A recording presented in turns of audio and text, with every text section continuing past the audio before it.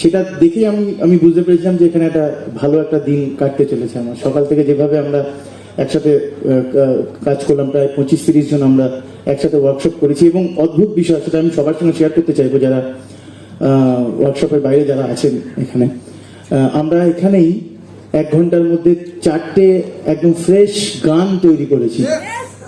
4টে fresh গান, মানে 5টা, একটা ওরা আবার স্ক্র্যাপ করে দিচ্ছে। 4টে দল হয়েছিল আমাদের, একটা দল একটি গান তৈরি করে সেটা তার পছন্দ হয়নি, 1 ঘন্টার মধ্যেই লিখে শুরু করে সেটাকে স্ক্র্যাপ করে আবার একটি গান তৈরি করেছে। এবং শুধু তাই নয়, তারপরে আরো এক স্টেপ এগিয়ে গিয়ে সেই গানগুলো তারা নিজেরা পারফর্ম করে সেই গানগুলোতে একটা করে অ্যাক্ট তারা করেছে, অভিনয় করেছে তারা স্টেজে, এখানেই এই মঞ্চে তারা দাঁড়িয়ে অভিনয় করেছে। তো বুঝতেই পারছেন কি হচ্ছে, একটা জোরে হাততালি যারা ওয়ার্কশপ করেছে তাদের জন্য। এরকম আমি অনেক জায়গাতে ওয়ার্কশপ করিয়েছি এবং অনেক জায়গায় অনেক মানুষের সঙ্গে কাজ করেছি, অনেক গান এভাবে তৈরি হতে দেখেছি। কিন্তু আমি ওদেরকে বললাম যে 4টে গান এখানে তৈরি হয়েছে আজকে, নিঃসন্দেহে যদি এই গানগুলোকে ওরা একটু যত্ন করে পরে বসে ব্যাপারগুলোকে একটু রিরাইট করে একটু টুকটাক এডিট করে যদি ঠিকঠাক করে নেওয়া যায়, 4টে দুর্দান্ত গান পাওয়া যাবে বাংলা। এটা একদম আমি কথা দিচ্ছি। আপনারা একটু যারা, হ্যাঁ নিশ্চয়ই, এটা হাততালি প্রাপ্য, এটা ওদের অসাধারণ কাজ হয়েছে। তো চলে যাই গানে।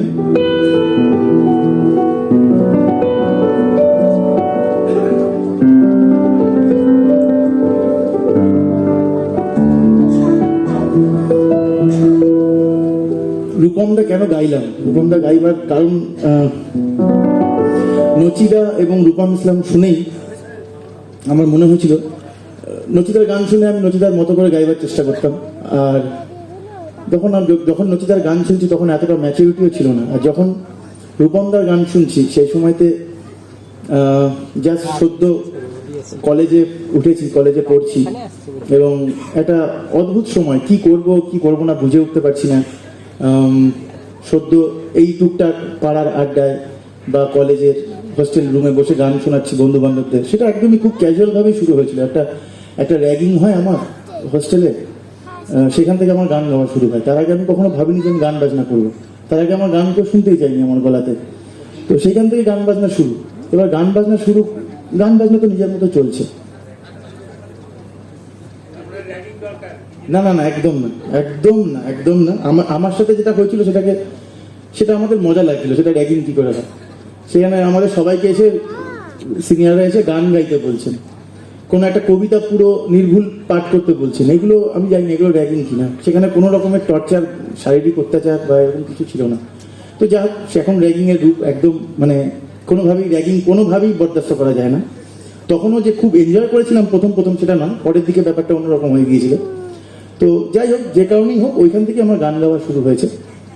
এবং তখন ভাবছি কি করবো না করবো, এরকম একটা সময়তে প্রথম শুনেছিলাম নিষ্ক্রমণ, প্রথম শুনলাম এতটা পথ পেরিয়ে। তো এইগুলো শোনার পরেই মনে হলো যে একটা ভাষা পেয়েছি, নিজের লেখার ইচ্ছে জন্মেছে। তো এই দুজন মানুষ যদি আমি না শুনতাম বা আমাকে কেউ যদি না শোনাতো, তাহলে হয়তো আমি গান বাজনাই করতাম না।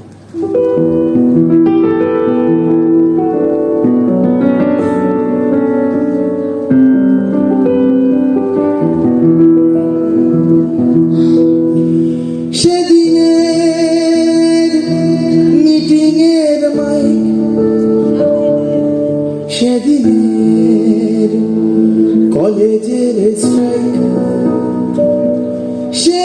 সেদিনের মাতাল পদক্ষেপ, বেটি সিদ্ধান্তে রাখে আজকে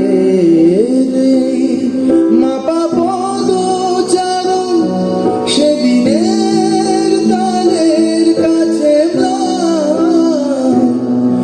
দেখে যাও নির্বাণ, কি সুখে রয়েছে প্রাণ।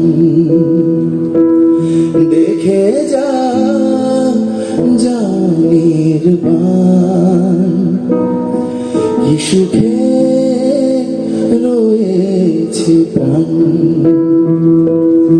কি সুখে রয়েছে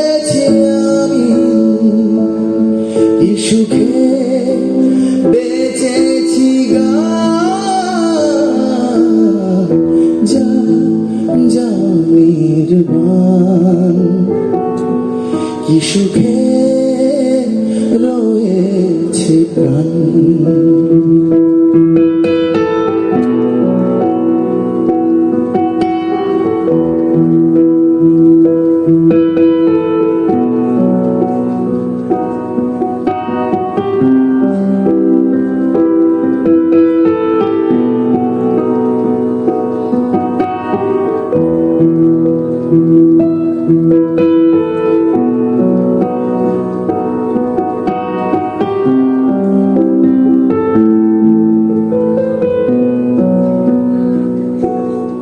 শ্রমিকের মুক্তির গান, কৃষকের হাতিয়ারে শান, শ্রেণীহীন সমাজের স্বপ্ন, ঘৃণার প্রতি পালনেতে যত্ন। আজ তোর ঘামে ভেজে যে পথের ধুলো, হয়তো সেটাই আমার হতো স্নান। দেখে যা নির্বাণ, কি সুখে রয়েছে প্রাণ। দেখে যা নির্বাণ, কি সুখে রয়েছে প্রাণ। কি সুখে রয়েছি আমি, কি সুখে বেঁচেছি গা।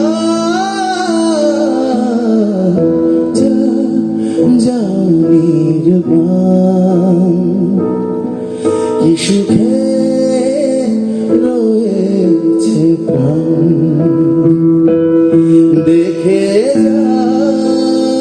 যা নির্বাণ, কি সুখে